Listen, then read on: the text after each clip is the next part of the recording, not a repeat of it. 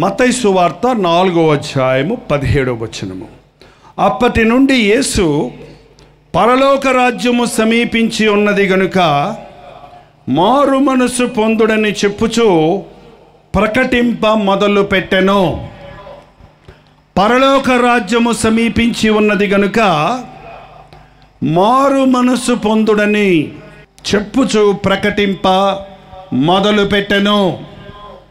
యేసు ప్రభువు చేసిన మొదటి ప్రసంగ సారం పరలోక రాజ్యము సమీపించి ఉన్నది, మారు మనస్సు పొందుడి.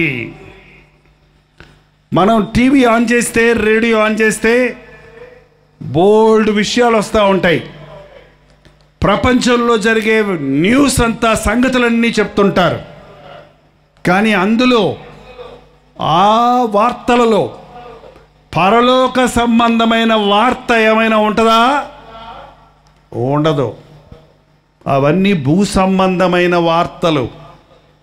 ఎక్కడ యాక్సిడెంట్ అయింది, ఎక్కడ ఎంతమంది చచ్చారు, ఎక్కడ గొడవలు జరిగాయి, ఎక్కడ ప్లైన్ క్రాష్ అయింది, ఎక్కడ పంటలు నష్టపోయాయి, ఎక్కడ అకాల వర్షాల వలన కష్టాలు వచ్చాయి, ఎక్కడ మోసం జరుగుతుంది, ఎక్కడ కుంభకోణాలు జరుగుతున్నాయి, ఈ సంగతులన్నీ ఉంటాయి.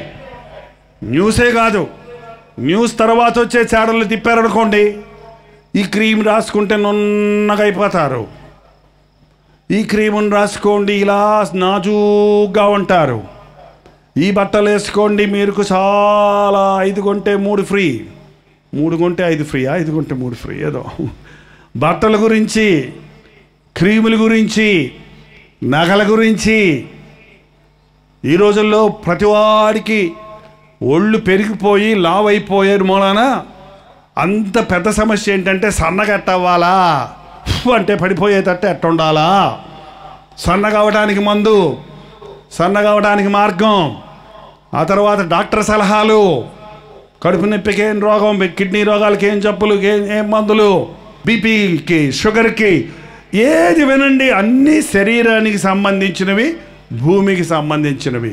పరలోకాన్ని గురించిన ఒక్క మాట ఉంటుందా? సరే, ఈరోజు మాలాంటి పాస్టర్ గారులు చాలా టీవీ ప్రోగ్రామ్స్లో దేవుని వాక్యాన్ని అందిస్తున్నారు. నాకు చాలా బాధ కలిగేది ఏంటంటే, ఒక్కో రోజు నాకు ఎప్పుడన్నా ఖాళీ ఉన్నప్పుడు ఇలాగ బయటకు వచ్చినప్పుడు కొన్ని స్థలాల్లో వచ్చే, టీవీలో వచ్చే దేవుని సేవకులు ఇచ్చే వాక్యాలను వరుసన ఒక 10-15 ప్రోగ్రాములు కనుక అబ్జర్వ్ చేస్తే, గమనిస్తే చాలామంది పాస్టర్లు చెప్పే వాక్యంలోని సారం కూడా పరలోక సంబంధమైంది లేదు. ఏంటది? భూలోక సంబంధమైంది. శరీర ఆరోగ్యాల గురించి, ఆర్థిక అభివృద్ధి గురించి, దేవుని నమ్ముకుంటే అన్నీ కలిసి వస్తాయి, అన్నీ బాగుంటాయి అనే విషయాలే కానీ పరలోక రాజ్యం ఎలా వెళ్ళాలి, ఎంతమంది పరలోక రాజ్యం ఉందని నమ్ముతున్నారో మీకట్ట తెలుసు అండి? చూసి వచ్చారా? మరి ఎలా తెలుసు? బైబిల్ చదివితే నమ్ముతారా? మరి మీరు వెళ్తారా? వెళ్తారా? ఏంటి, అమెరికా వెళ్ళాలంటేనే వీసా ప్రాసెస్ అంట, అన్నీ చేసుకొని ఏంటేంటో అక్కడ అప్లై చేసి వాడు లైన్లో నిలబడి గందరగోళం చేస్తే కానీ వీసాలు ఇవ్వటం లేదు. పరలోకం తుర్రు జొరబడిపోదాం అనుకుంటున్నారా? అదెట్ట కుదురుద్ది?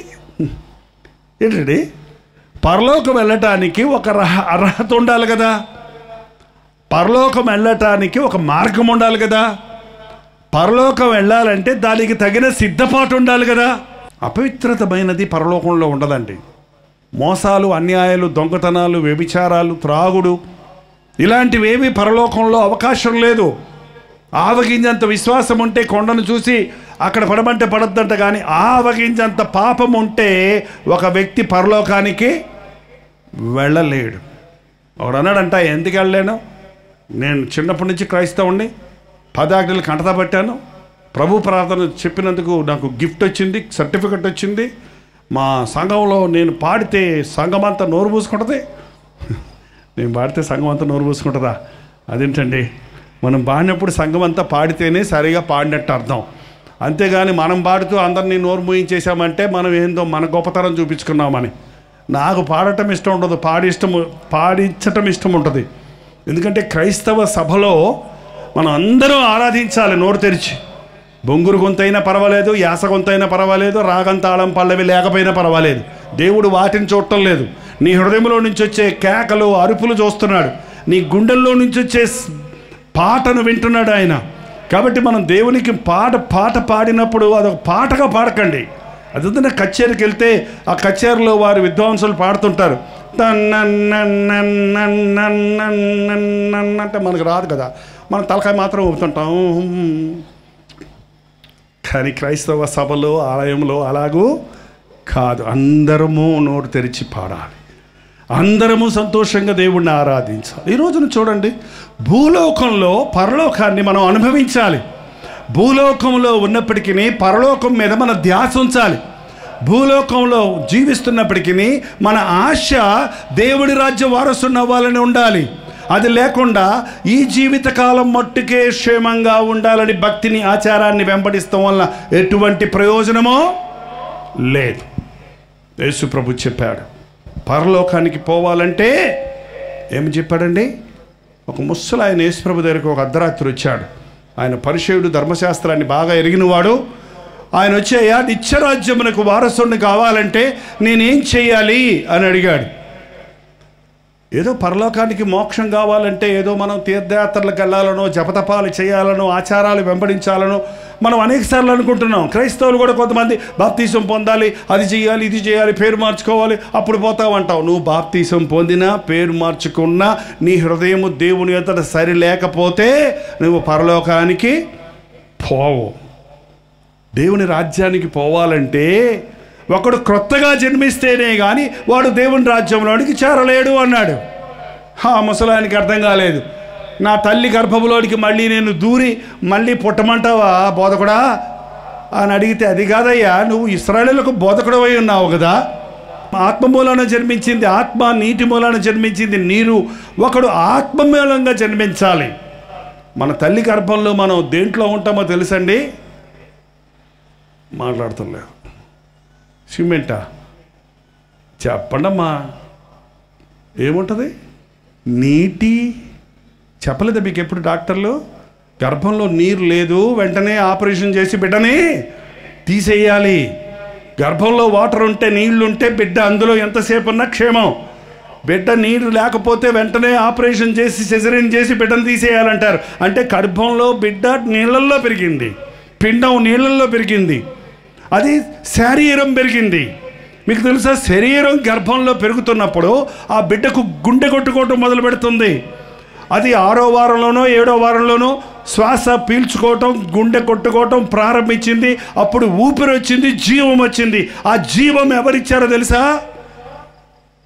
ఎక్కడి నుంచి వచ్చిందో తెలుసా?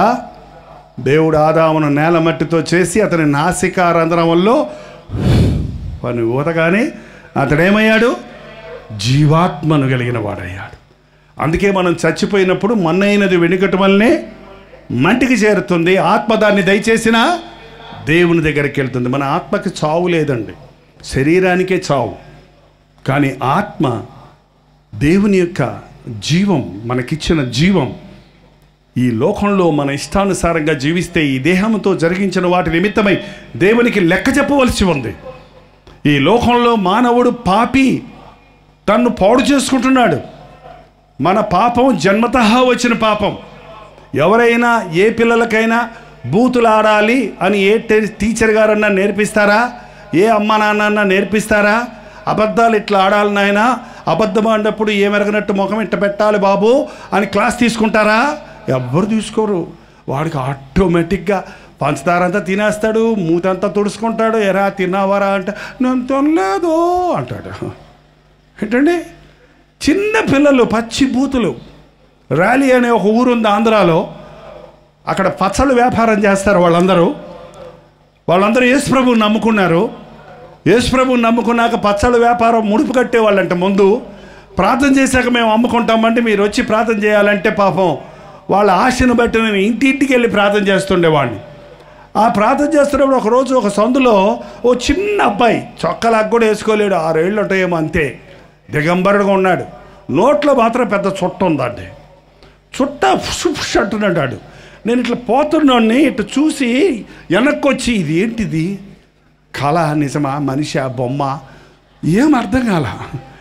6 ఏళ్ళ కుర్రోడు చొక్కలాగా కూడా వేసుకోనోడు చుట్టదాతున్నాడు ఏంటయ్యా నాయన అని పక్కనున్న బ్రదర్, ఇదేంటి బ్రదర్ అంటే అది అంతేనండి వాళ్ళ నాయన వెలిగించిస్తాడండి. ఎంత భయంకరం. చిన్న వయసులో నుండి మనుషుడు పెరిగే కొలిది మనిషిలో పాపం పెరుగుతుందండి. పాపం పోగొట్టుకోవటానికి మనుషుడు నానా తిప్పలు పడుతున్నాడు, కానీ పాపము నుండి విడుదల పొందే మార్గం మానవుని దగ్గర లేదు.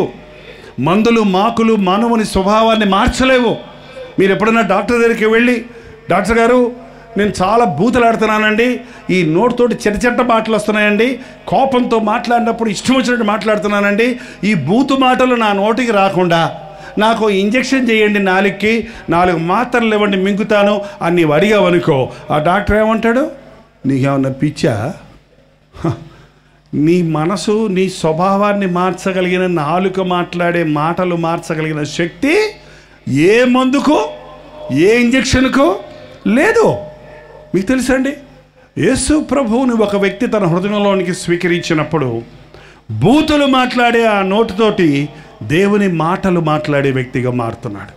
నేను కాపవరం అనే ఒక చిన్న పల్లెటూరులో సేవ చేస్తున్నప్పుడు అక్కడ ఒక సహోదరు ఉండేది, ఆమె పేరు నాగరత్నం. ఆ నాగరత్నం అంటే ఆ ఊళ్ళో ఉన్న వాళ్ళందరికీ భయం అండి.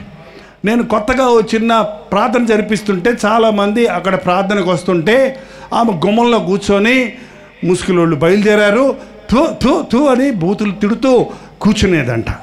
ఒకరోజు ఆమె ఏం చేసిందంటే వాళ్ళ మనవణ్ణి తీసుకొని, పాస్టర్ గారు మా పిల్లోడికి ఊపిరి ఆడటం లేదు అని తీసుకొచ్చింది. ఆ అబ్బాయిని బిసుకుపోయి ఉన్నాడు. ఆ అబ్బాయి కోసం ప్రార్థన చేయంగానే, యేసు ప్రభువా ప్రతి విధమైన బలహీనతలు యేసునామములో విడుదల చేస్తున్నాం ఆమేన్ అనగానే ఆ బిడ్డ కెవ్వుని కేకేసి అంటే, అయ్య బాబోయ్ పాస్టర్ గారు, ఆ ఊర్లో అట్ట మాట్లాడతారులేండి వాళ్ళ భాష, అయ్య బాబోయ్ యేసు ప్రభు అంటే ఏమో అనుకున్నానండి అని ఆ రోజు నుంచి ఆమె వాక్యం వినటానికి రావడం మొదలుపెట్టింది. వాక్యం వింటుండగా యేసు ప్రభుని రక్షకుడిగా స్వీకరించింది. ముసుగులోళ్ళు అని తిట్టిన ఆమె అంటే పోలీసు వాళ్ళకు కూడా భయం అంటండి, ఎందుకంటే ఆ బూతులు ఎడలేక పారిపోయేవాళ్ళంట. అట్లాంటి మనిషి ఆ ఊరందరికీ భయం, అందరికీ. అట్లాంటి మనిషి అందరినీ ముసుగులోళ్ళన్న ఆమె ముసుగేసుకొని వచ్చి కూర్చొని దేవుని వాక్యం విని బాప్తీసం పొంది రక్షించబడింది. ఆ తర్వాత ఆమె నోట్లో నుంచి మళ్ళీ బూతులు రాలేదు. ఆమె నోట్లో నుంచి బూతులు రాలేదు, కానీ ఆమె వీధిలోకి వెళ్ళి రండర్రా పాస్టర్ గారు వచ్చారు మీటింగ్కి రండర్రా అంటే అందరూ భయపడిపోయి పొడపొడ వచ్చేసేవారు. సంఘం పెరిగిపోయింది నాకు. బూతులు మాట్లాడే అవుని ప్రభు కొరకు మీటింగ్కి ఆహ్వానించే స్త్రీగా దేవుడు మార్చాడు. పరలోక రాజ్యానికి వెళ్ళాలంటే పరివర్తన చెందాలి, మన మనస్సు మారాలి. మనస్సును మార్చడానికి మనుషునికి ఏ మందు మాకులు లేవు, ఏ మంత్రము మాయ లేదు.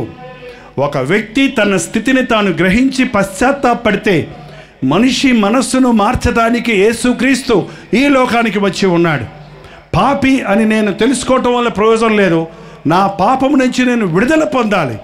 విడుదల పొందటానికి, జయం ఇవ్వటానికే యేసుక్రీస్తు కలువరి సిలువలో తన ప్రాణాన్ని ఇచ్చాడు.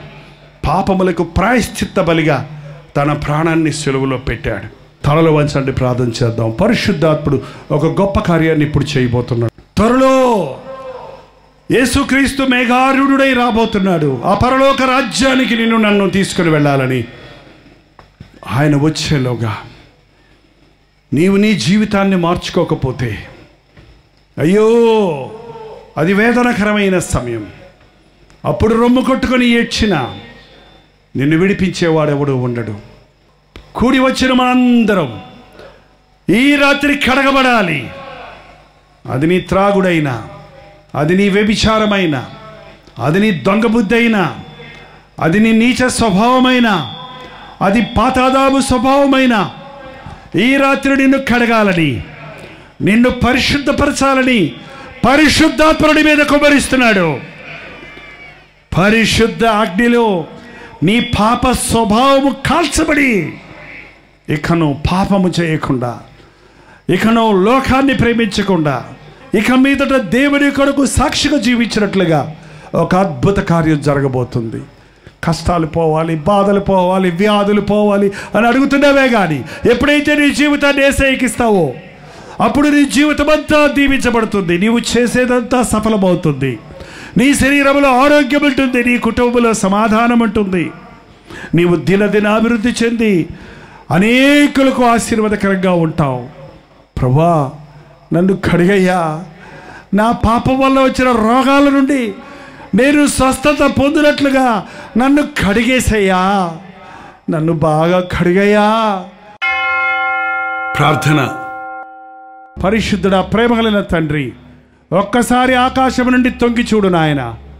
ఈ ఆవిడలో నిలబడి తమ చేతులెత్తి నీకు మొరపెట్టుకుంటున్న వారిని చూడు నాయన.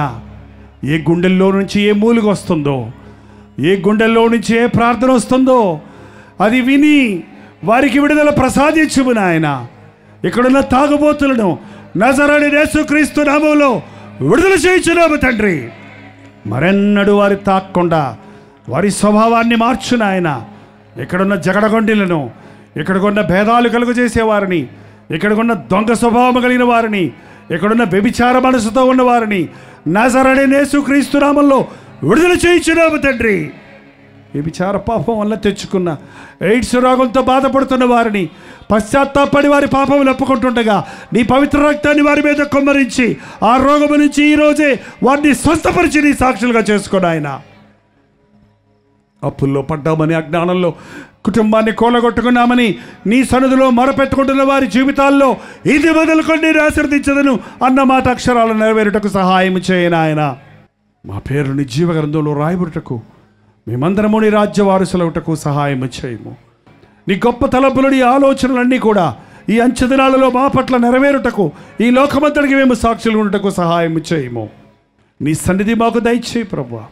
నీ చిత్తమైతే, నీ రాకడ ఆలస్యమైతే మరల ఈ లోకములో మేము కలుసుకుని నిన్ను స్తుతించుటకు, లేకపోతే పరలోకములో నీ రాజ్యములో నిరంతరము కలిసి జీవించే భాగ్యాన్ని మాకందరికీ నీ దయచేయమని యేసుక్రీస్తు నామములో అడుగుచున్నాము తండ్రి. ఆమేన్.